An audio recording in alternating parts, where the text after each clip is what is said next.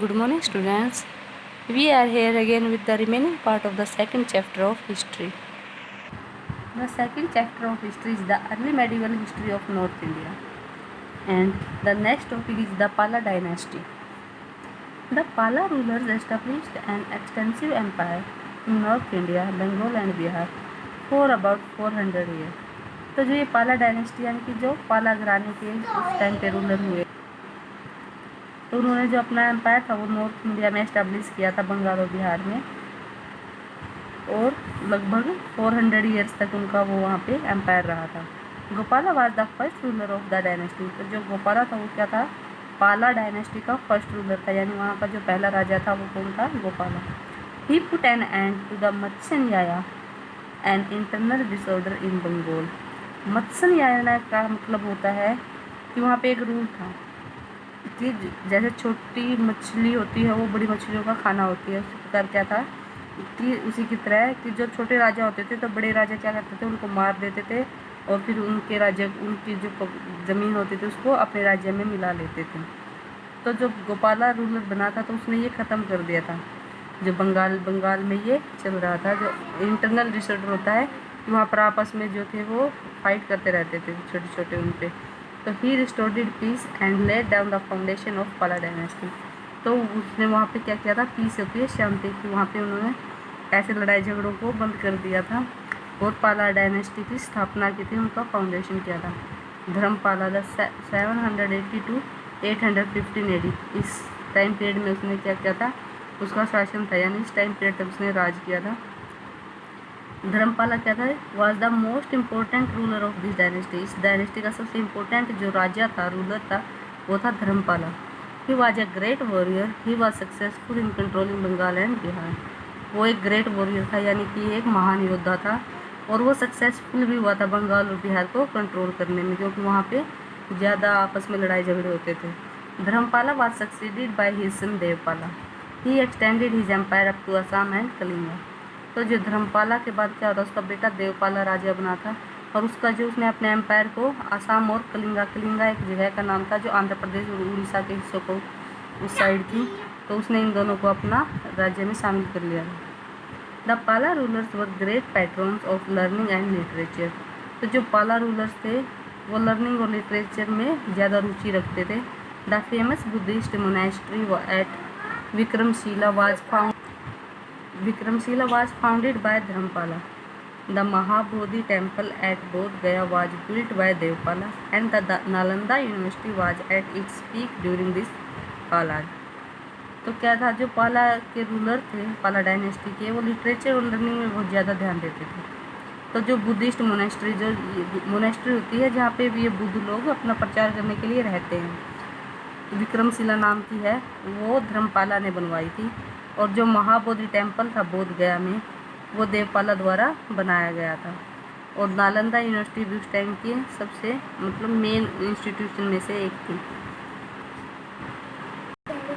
The Rashtrakutas ruled over the Deccan and the area around modern Maharashtra. Dantivarman, also known as Dantidurga, was the founder of this dynasty, who rose to the power in 753 AD. His capital was at Magakhet and Malakad.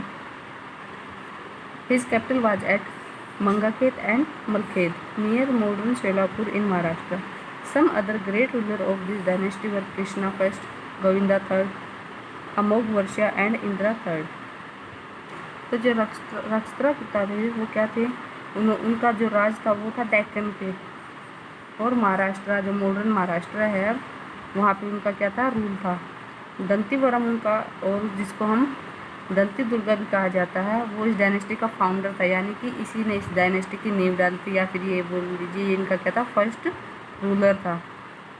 और जिसे power कब मिली थी? 753 AD में, यानी कि 8th century में।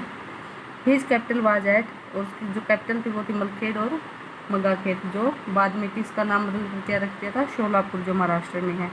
और इस डायनेस्टी के जो महान योद्धा थे वो थे कृष्णा प्रथम, इस फर्स्ट को बोलते कृष्णा प्रथम, गोविंदा तृतीय, अमोघ वर्षा और इंदिरा तृतीय। The Rashtrakutas were lover of art and learning. Krishna first built the rock-cut Kailash temple at Ellora. This temple shows that Rashtrakutas not only patronized Hinduism but also Jainism and Buddhism. The Rashtrakuta rules in the Deccan lasted for almost 200 years till the end of 10th century. तो जो राष्ट्रकूटा थे वो क्या थे, वो art और learning के lover थे, यानी उनकी रुचि थी वो मेन किस में थी, आर्ट और लर्निंग में। जो कृष्णा फर्स्ट था, जो इनका एक मेन जो एम्परर था, उसने क्या किया था, जो कैलाश टेम्पल पर्वत को यानी रॉक को काट कर कैलाश टेम्पल है जो एलोरा में है वो उसने बनवाया था। और इस टेम्पल में को देखने से पता चलता है कि वो सिर्फ हिंदू धर्म को ही फॉलो नहीं करते थे, जैन और बुद्ध धर्म को भी मानते थे। तो जो राष्ट्रकूटा थे उन्होंने लगभग 200 ईयर तक डेक्कन पर अपना राज किया और 10th सेंचुरी तक इनका क्या हो गया था, पतन हो गया था, यानी इनका एंड 10th सेंचुरी में हुआ था। Tripartite struggle of Kannauj.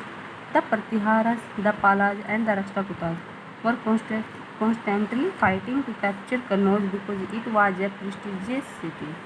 This struggle is known as the tripartite struggle. In this struggle, the victory of one king over the other did not last very long. The defeated power often regained their positions. However, this struggle, which continued for hundreds of years, made them weak. तो ये जो एक struggle थी, ट्रिपैरटाइट नाम दिया गया था कन्नौज को लेकर। कन्नौज क्या था, उस टाइम की सबसे प्रेस्टिजियस सिटी यानी कि महंगी सिटी मानी जाती थी। तो जो प्रतिहार थे, पाला थे और राष्ट्रकूटा थे, वो आपस में इसके लिए लड़ते रहते थे कि कन्नौज को पर उनका अधिकार हो, उनका अधिकार हो। तो ये क्या करते थे, तीनों आपस में लड़ते रहते थे। जब भी कोई एक जीत जाता था तो उसकी जीत जो थी वो लंबे टाइम तक नहीं रहती थी, क्योंकि जो हार जाते थे वो फिर दोबारा से उस पर हमला करते थे और इस तरह से वो सालों तक ऐसे ही 100 सालों तक ऐसे ही लड़ते रह गए। और जिसके कारण क्या हो गए, वो वीक हो गए, क्योंकि वो आपस में ही लड़ते रहते थे और उन जो थे वो वीक होते गए, उनकी जो सेना थी वो कमज़ोर पड़ते गई। Then the Rajputs. After the decline of the power of Pratihars, Pala and Rashtrakutas, the other dynasties came to power over these territories. Most of these were Rajputs. They are known for their bravery, honor and prestige in Indian history. The period from the death of Harsha to the conquest of northern India by Muslims, 647 AD to 1192 AD, is called the Rajput period. तो जो ये प्रतिहार, पाल और राष्ट्रकूटा थे, ये क्या कहते हैं, आपस में ही लड़ लड़ के इतने वीक हो गए थे कि इनके बाद यानी इनकी डेक्लाइन हो गई थी, इनका पतन हुआ था। तो उसके बाद जो डायनेस्टी पावर में आई थी वो थी राजपूत की। वो उनकी बहादुरी, ऑनर और प्रेस्टीज यानी अपनी मान और प्रतिष्ठा के लिए अपनी इंडियन हिस्ट्री में उनको जाना जाता था। यह बोला जाता था कि राजपूत बहुत ज़्यादा बहादुर होते हैं, उनकी अपनी एक प्रतिष्ठा होती है। तो जो हर्षा था, एंशिएंट पीरियड का जो लास्ट एम्पायर, लास्ट राजा था, उसके बाद से लेके और जब तक मुस्लिमों का नॉर्थन इंडिया पे हक नहीं हुआ तब तक उस पीरियड को राजपूतों का पीरियड कहा जाता है। There are many different views about the origin of Rajput. However, Chandbardai, the author of Prithviraj Raso, has advanced the Agnikul theory, according to whom Parshurama destroyed all the Kshatriyas.